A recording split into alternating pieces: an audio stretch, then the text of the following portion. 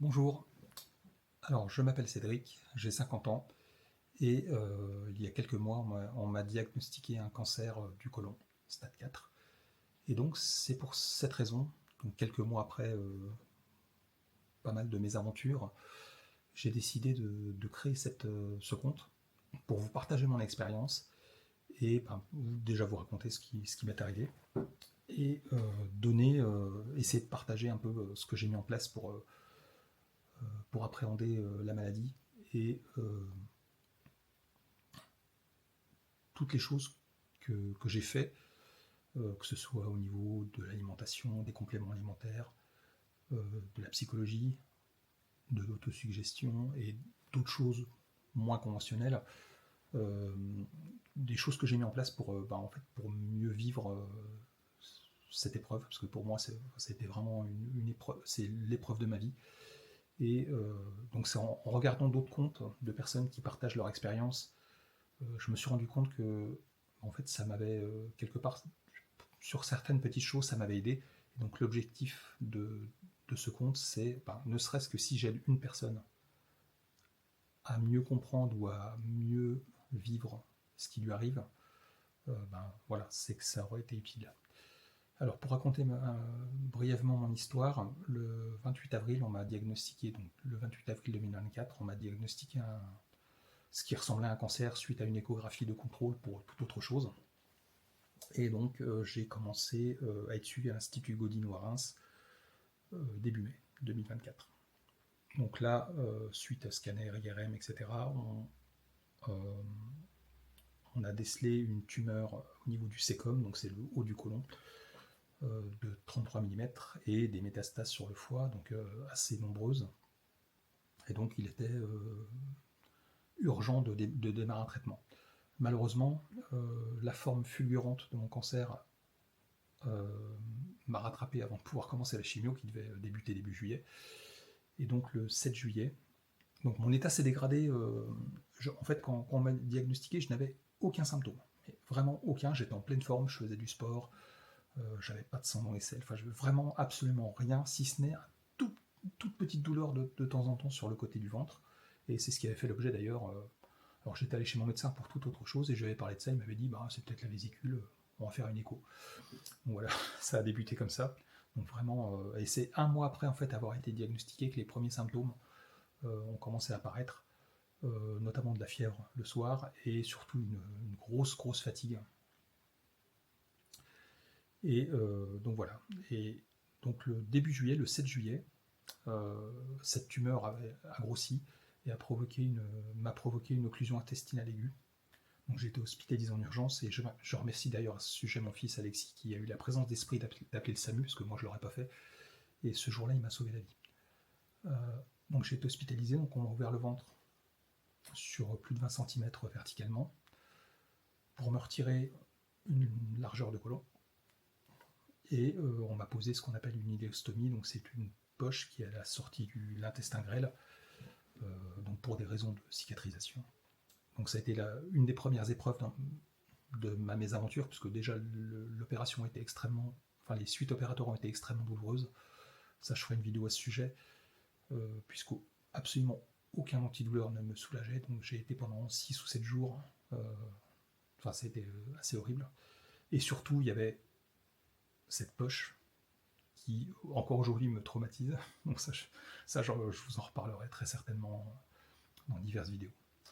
Euh, En ressortant de l'hôpital, donc j'ai été hospitalisé 16 jours, puisqu'en fait j'ai trouvé la bonne idée de faire une petite infection. Donc ils ne savaient pas ce que j'avais, et donc il y a eu tout un tas d'analyses qui ont été faites, donc j'ai été hospitalisé pendant 16 jours. Et à ma sortie de l'hôpital, en fait, j'avais perdu 13 kilos. Donc j'étais passé de 74,5 kg à 60 kg 500. Et fin juillet, enfin en réalité un peu plus, j'étais à 61-62 kg et donc j'ai reperdu du poids les derniers jours de juillet. Et fin juillet, à l'occasion d'un scanner que je suis allé passer à Reims, donc à savoir que je tenais quasiment plus debout, hein, les ambulanciers me trimballaient en fauteuil dans l'institut, donc j'étais très faible. J'ai demandé à voir l'oncologue et avec son accord, enfin elle m'a proposé de m'hospitaliser parce que mon état général s'était véritablement dégradé.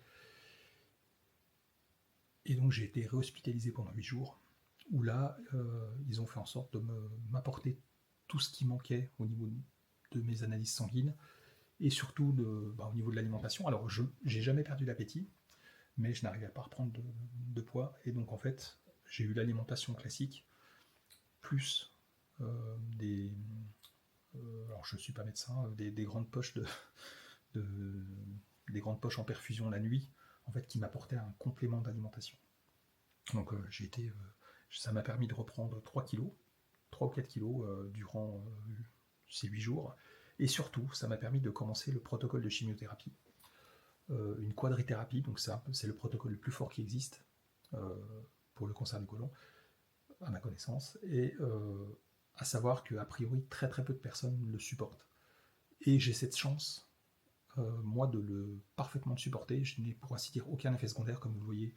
Même, bon, j'ai pas beaucoup de cheveux, mais je n'ai pas perdu mes cheveux, j'ai pas eu de problème de peau, je n'ai jamais eu une nausée. Et ça, a priori, c'est suffisamment rare pour être souligné. Alors, est-ce que c'est parce que j'étais de bonne constitution avant? Je ne sais pas. Toujours est-il que j'ai mis en place, au fil du temps, tout un tas de choses. Euh, des compléments alimentaires, une alimentation que j'essaie de surveiller un petit peu, euh, de l'autosuggestion, beaucoup d'exercices au niveau de la psychologie. J'ai bénéficié de beaucoup d'aide dans mon entourage. Et en fait, toutes ces petites choses, puis aussi des choses non conventionnelles, comme je le disais tout à l'heure, dont je parlerai ultérieurement, euh, toutes ces choses ajoutées les unes aux autres m'ont permis de surmonter la maladie et progressivement, au fil des chimios, de reprendre du poil de la bête. Donc aujourd'hui, je suis remonté à 73,5 kg, j'ai presque repris mon poids initial. Alors, je n'ai malheureusement pas repris ma forme physique, pas encore. Euh, c'est très difficile pour moi. Donc, par exemple, je vous donne un exemple, j'ai acheté un vélo d'appartement, puisque avec l'iléostomie, je ne pouvais pas faire grand-chose d'autre.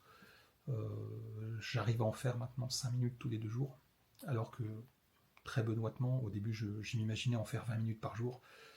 J'étais très très loin du compte. Donc là, maintenant, les 5 minutes, je les encaisse plutôt bien. Donc là, je vais peut-être passer à 7 minutes. Et puis, pourquoi pas peut-être essayer de le faire tous les jours. Donc pour essayer de reprendre un petit peu de conditions physiques, à savoir que j'étais très sportif auparavant. Donc voilà, donc toutes ces mésaventures, je voulais vous en parler, partager mon expérience et expliquer ce que je mets en place au quotidien pour surmonter la maladie, pour surmonter les épreuves au niveau de la psychologie. Je vous donne un exemple, j'ai alors, mal tombé avec le cancer, mais j'ai une phobie absolue des aiguilles. Donc pour moi, une prise de sang ou pire, une perfusion, c'est une épreuve, mais vous pouvez même pas imaginer. Et donc j'ai réussi à mettre en place des choses qui me permettent en fait de passer outre la douleur. Puisqu'en fait, la douleur est, sur une prise de sang par exemple, la douleur est très ancrée sur le côté psychologique. Si on se crispe, forcément ça va faire mal. Et ça m'est même arrivé à un moment donné, j'ai eu une période de psychose sur les aiguilles. Les infirmières n'arrivaient plus à me faire les prises de sang, parce qu'en fait mes veines s'aplatissaient, comme on dit.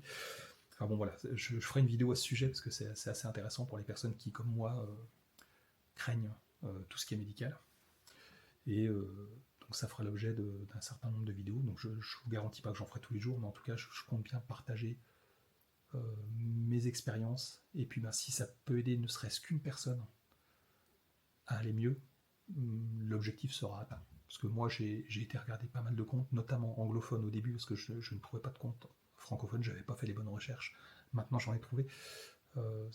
Des petites choses parsemées ici ou là m'ont aidé en fait au quotidien, et donc je voulais faire la même chose pour les personnes qui sont concernées par cette maladie ou par d'autres cancers, peu importe, et puis vous partager mes expériences et puis mon évolution, puisque je compte bien reprendre du poil de l'être, reprendre le sport. Et je vous partagerai aussi, puisque j'adore cuisiner, je vous raconterai comment j'ai réussi à remonter au niveau physique grâce à la cuisine. C'est un peu particulier, mais c'est pourtant la vérité. Donc je vous raconterai tout ça en détail. Là, je vous remercie de m'avoir écouté. Je suis à presque 10 minutes. Donc si vous avez eu la patience d'aller jusque-là, je vous en remercie infiniment. Et à très bientôt.